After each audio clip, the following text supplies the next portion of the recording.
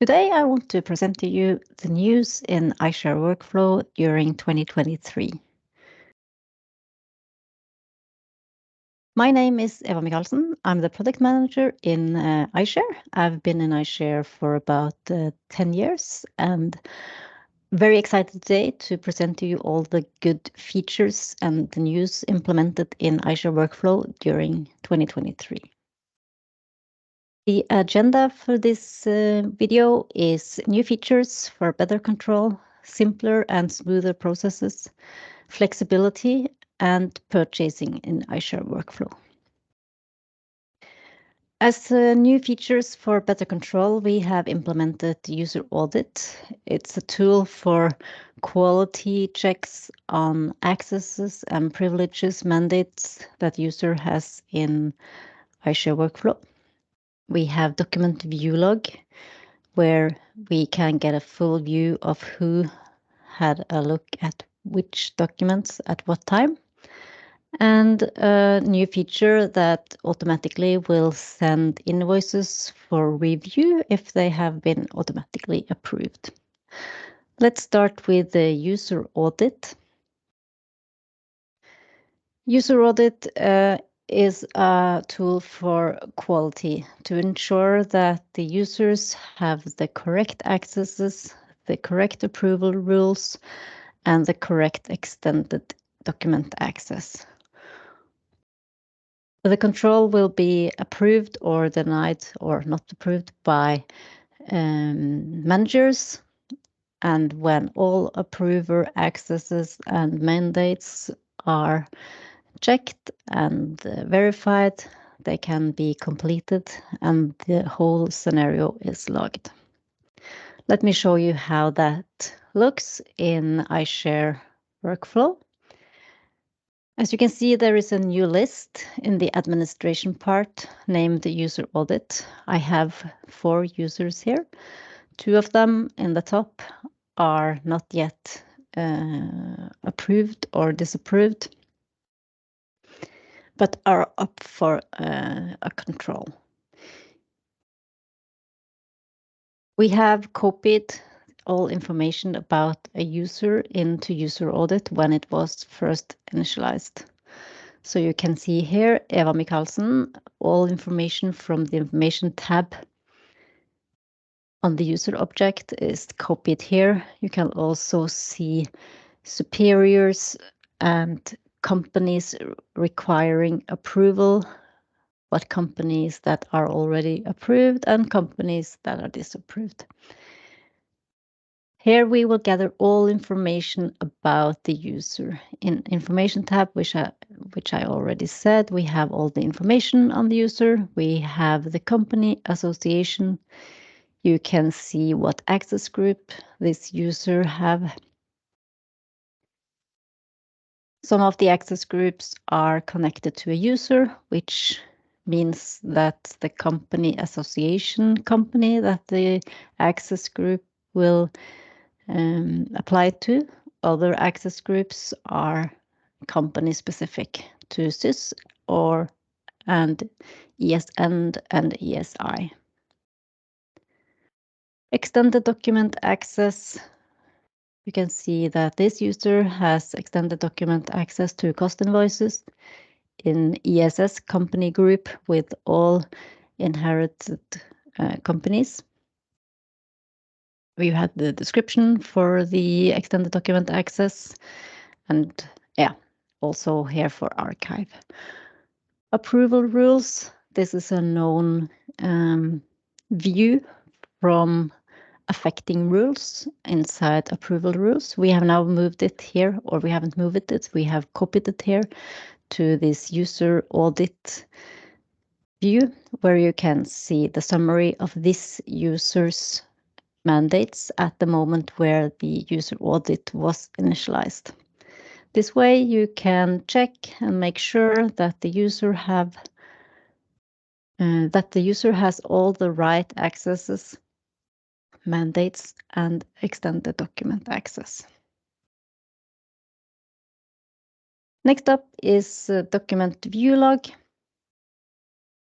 Document view log will give certain users full control of who has accessed what documents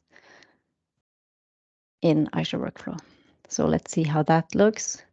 Document view log is a new list also inside administration. You have different columns here. One for users. You can see this document Eva, Ellen, and Elling has looked at. It is purchase order invoice, and the invoice number is 1021.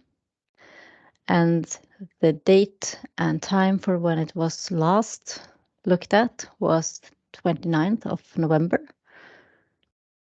Inside this entity, you can get a detail of when Eva had a look at this document, when Ellen did it, and when Elling looked at this document. You can also see what kind of access the user had when accessing the document. These users all had elevated access. It can also be like approval access, or it can be Excel export. The information that the user accessed was the document information tab and the log tab for Ellen. Inside the document, there is also this new tab for users with access to document view log. The tab is named view log, and you can also here see who had accessed this document. Only the last access point will be logged. And users that will have access to the document view log tab or the document view log here inside administration is users with the document view log access privilege. That privilege is not added to any access groups per default, but can be added by you to any access group that you find suitable. Next up is review when automatically approved.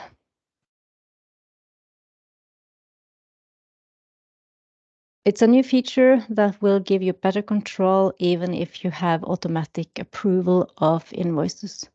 Some of our customers have automatically approval and automatic transfer of invoices, which means that they can go straight through Azure Workflow without any manual actions. But to keep control, we see that some of you would like to get these invoices stopped, so you can send them for review. When adding review on automatically approved invoices, the first approval step from the invoice will be added as reviewer. So you can choose if you'd like to stop invoices for review before they get transferred, or if you allow them to be transferred and then wait for review at a later stage. It can look like this invoice has been system auto-approved and is for review by Joran. You can see also that the last steps are completed, so it's ready for transfer. Simpler and smoother processes. We are always working for simpler, smarter, smoother processes for our users. Automatic coding is one of them. I hope you all have tried it out. We implemented automatic coding a year or two ago, so it's known, but we have added some small new features there. Exemption from two approvers requirement is something that's new during 2023. Most probable for smaller custom invoices that the user can approve themselves, even if you on larger invoices require different approver and final approver on invoice lines. And we have done some improvements to the waiting for match status.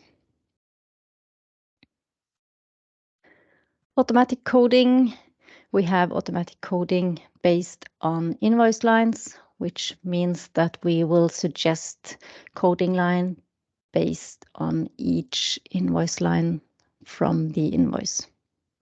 The new feature here, probably if you had tried this out, that department won't be suggested upon import. So automatic coding based on invoice lines will be suggested without department dimension. And when the invoice is sent for approval, we will suggest department from the approver. In many cases, the department will be the user's department, but in other cases, the user will maybe code another department than their own. So the improvement here is that we see on history, on the user, on the supplier, which department has been coded on before, and we suggest the most probable department based on historical data.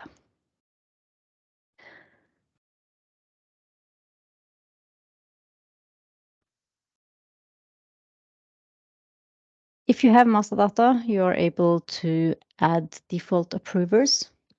For example, here for account 6110, I've added Ellen as default approver, which means that when we receive an invoice with automatic coding and the suggested account is 6110, Ellen is automatically set as approver. The invoice is automatically sent for approval to Ellen, and her department is added on the lines. So in that way, you get an automated import and automated coding, and Ellen just have to approve this invoice here.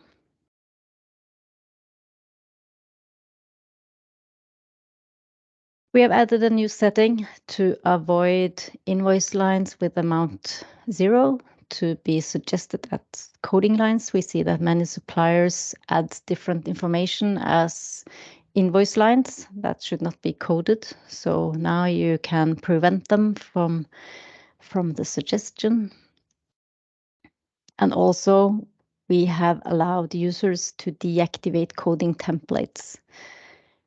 Of course, when we are working with the automatic coding, all preset coding or all rules that you have already created will come first. So the automatic coding will not take over the rules that you have already created. So to allow you to try out automatic coding in a more careful way, it's now possible to deactivate coding templates. That way you can activate it again if you see that you want to keep codings as templates instead of automatic coding. The next up is exemption from to approvers requirement. Many of our customers use this setting to or turn off the setting that allows the approver and final approver to be the same person. That setting has many benefits, but in situations when you would like the users to approve smaller invoices themselves, you need to do a whole other setup for your approval rules if you want them to allow this. Now we have made it easier for you. You can see this quite small coffee invoice is coded, and both approver and final approver is the same person.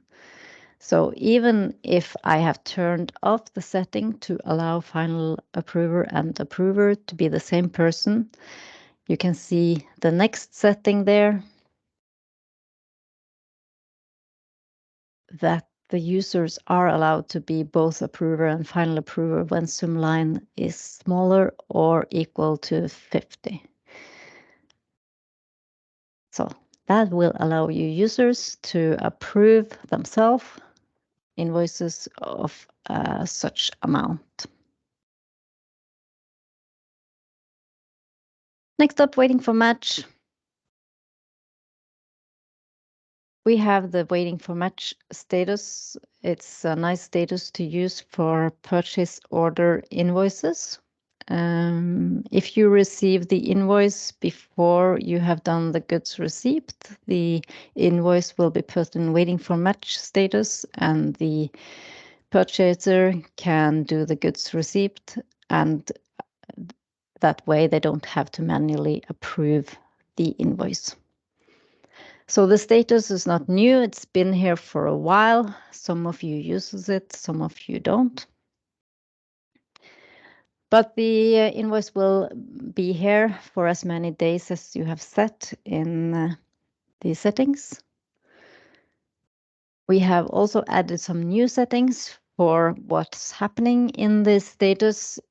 There is a refresh of order lines to ensure that the goods receipt will be fetched on the invoice when it's done. So here you can choose in which statuses iShare should automatically update or refresh order lines, and also where automatic flow should run.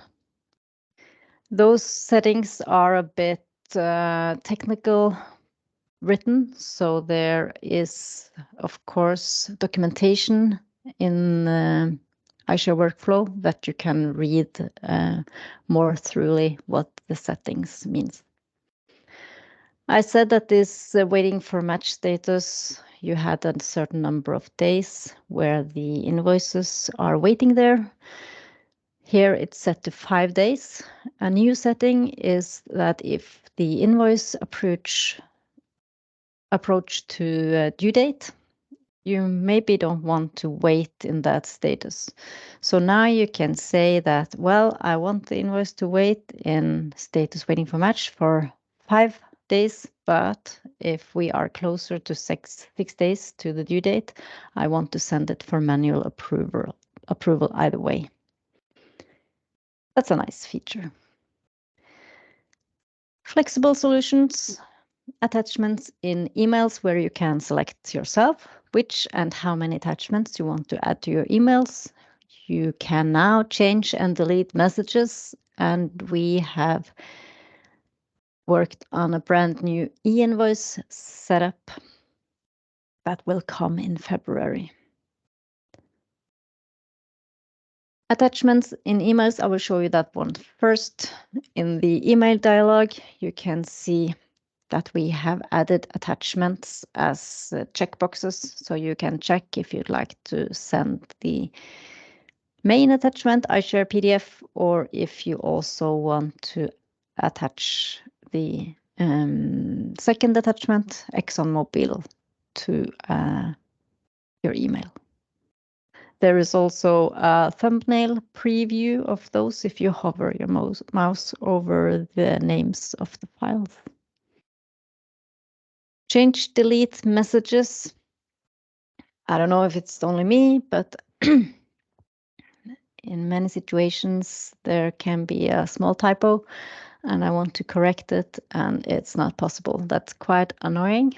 So now we have made it possible for users to edit and even delete their own messages. Here I've written a message to Ellen, but there is a typo there. Invoice is written wrongly. So now I can click the 3 dots and I can choose either to delete the message or edit the message. I will edit the message. I will correct invoice so it's correctly spelled, and I post it again. You can see that the message is edited and when it was edited and who edited it. Also, I've added a new message here. It's not relevant, so I want to delete it. Same way, click the 3 dots and delete the message. So the message or the content of the message will be deleted, but the timestamp of the message original date and when it was deleted and who deleted it will be written there. Invoice approvers can delete their own messages as long as the invoice is not transferred, and it's possible to give other users this message editing privilege so they can modify or delete all kind of messages.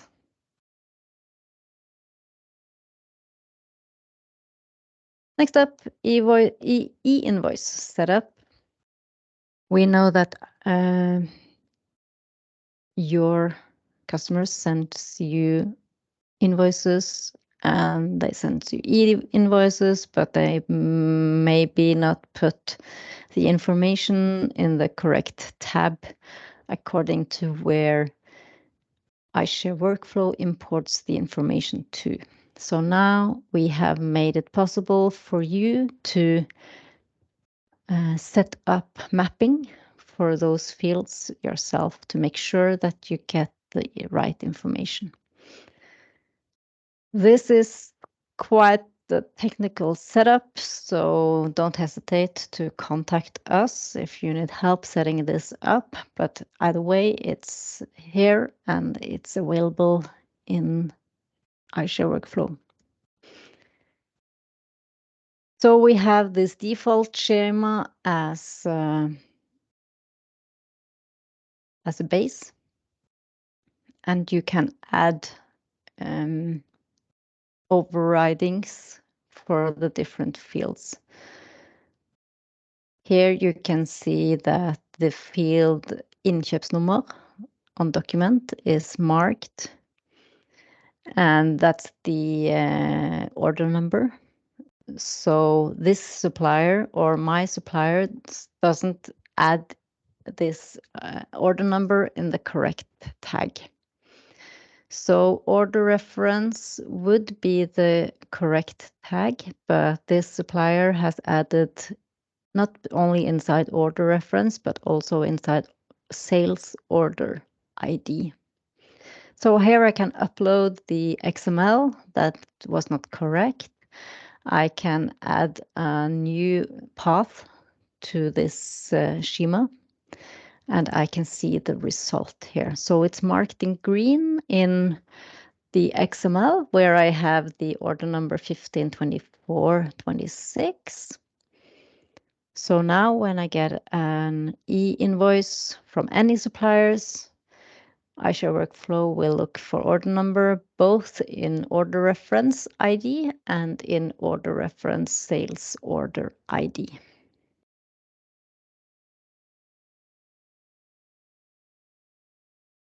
We have another flexible solution for detecting e-invoice suppliers. We are not able to detect what suppliers that are able to send e-invoices because technically all suppliers are able to send e-invoice. If their ERP system doesn't support it, they can log in through a portal and send e-invoices from there. So to make it easier for you to detect if a supplier earlier has sent an e-invoice to you, but now starts sending PDFs on mail instead, we have made an action rule.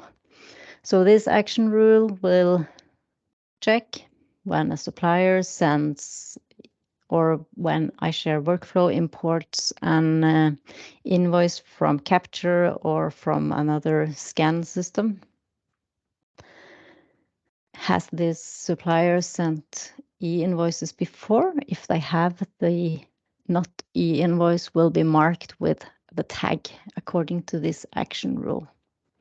So I haven't put any action on this rule. There's no action, so the invoice is not stopped anywhere. It's just marked with the e-invoice supplier. So here I have imported an invoice from Jarlsen Kaffehus, which earlier has sent me e-invoices, but all of a sudden they have started to send invoices by email instead. So they are marked and I can contact them and say, sorry, we prefer to get e-invoices, so we don't need these mail invoices anymore. I share purchase. We are working a lot on our purchase module. We are working to achieve the total from purchase to pay solution, where purchase is indeed an important part of it. So our purchase module has got a new makeover. We have made it more webshop-like. And it's looking like this. It should be recognizable from other web shops that you are used to in personal life, and we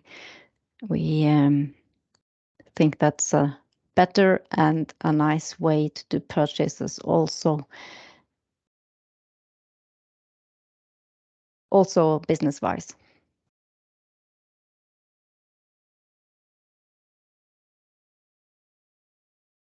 Up here, I have my categories.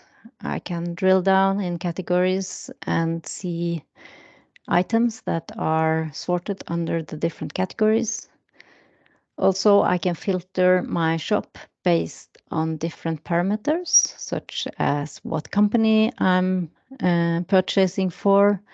I can filter by supplier, and I can also filter my shop by tags. Maybe I have some preferred items that's marked with the tags, so I will be able to filter by only preferred items.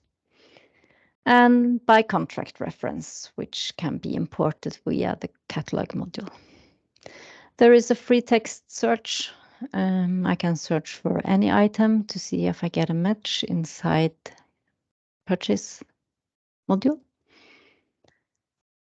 And also, if you haven't imported catalogs and items, your users can add free text items, or they can shop from punch-out solutions.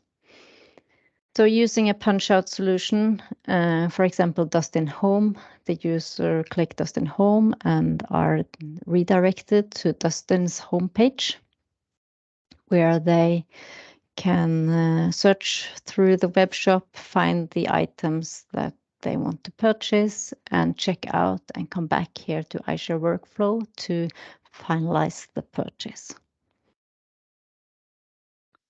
When adding items to my cart, you can see that a new panel on the right is added where all my items are summed up. When I've added all the items, I click Next and I get to the purchase summary. See the total cost for my purchase, the estimated delivery days. I can set priority, add department. When I create a new purchase, my department is automatically suggested. I can choose delivery address, either the company address, or I can add several different delivery sites that the users can choose from. Delivery sites will or can be filtered by department.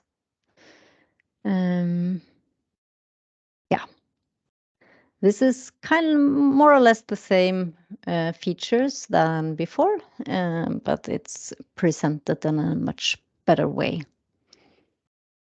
Edit coding, we know that coding is important, and also for purchases, it's important to get the correct coding. So when the invoice arrives, the correct coding is suggested on the invoice. If the coding isn't automatically suggested, the users must enter the coding here manually. How can you see all the information about the item that's added? And I can scroll and see here that account, department, and VAT is suggested by automatic coding. In the start of the coding line, I will see the lowest confidence of the suggested coding, which gives me a clue that I perhaps should give it an extra check, since this is quite low confidence.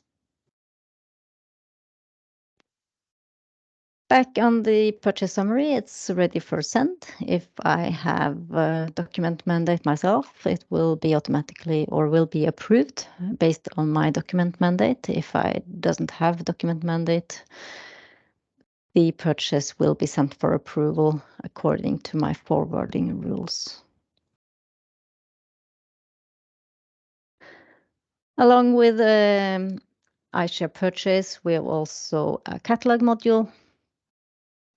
Catalog module is used to import items into item registry in iShare workflow and also categorize items based on UNSPSC numbers. Here is a view of how the catalog module looks. Catalogs can either be automatically imported via Peppol, or you can upload Excel documents with items. When a catalog is approved and the start date is reached, it will become active and users will have access to those items inside the shop.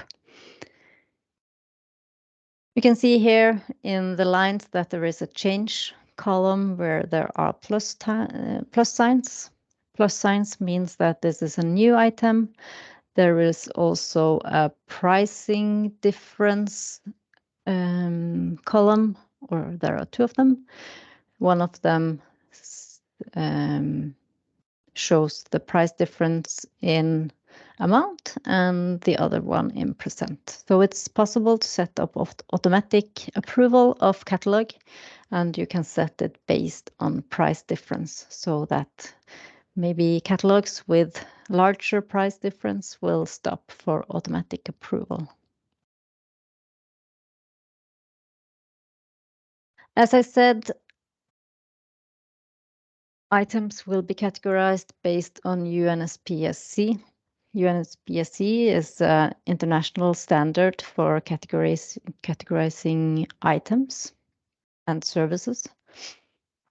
The items will be categorized on 4 levels, and these categories will be automatically created in iShare workflow when you import items that belongs to those categories. That way, it will be easy for the users to navigate inside the shop, and it's also easy categorized automatically. The UNSPSC is also used for automatic coding and for punch-out items. So if you have a punch-out catalog and you receive UNSPSC number back to iShare workflow from the punch-out solution, we can suggest automatic coding on those items as well based on the UNSPSC code.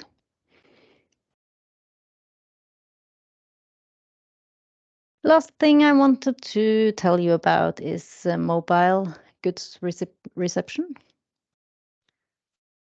It's quite convenient to be able to do goods receipt on a mobile device. It's not always that you have your computer with you when you receive goods. So there is a new menu option here, goods receipt. Inside there, you will see all active purchases waiting for goods receipt.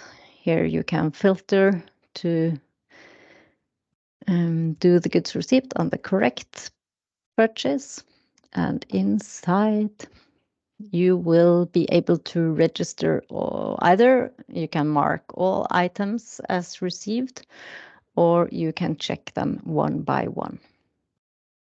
If it's not the suggested number of items that is correct to do goods receivable on, you are, of course, welcome to write the number of actual received items there. So thumbs up and you approve the goods receipt, and it's ready for the invoice to be automatically processed.